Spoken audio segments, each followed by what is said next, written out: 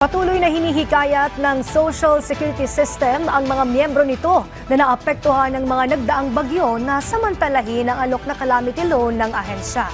Sa isang panayam sa Radyo Pilipinas, sinabi ni SSS Luzon Bicol Division Vice President Elenita Samblero na hanggang December 21 na lang ang pagpapasa ng aplikasyon para sa calamity loan.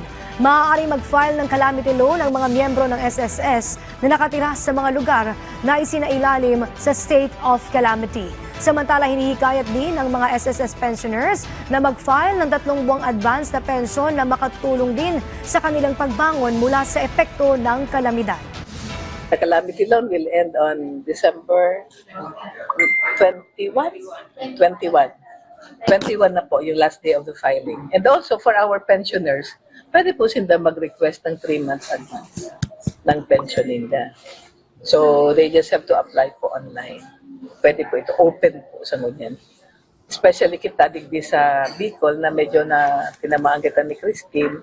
So yun po ito ang pig-encourage for our members.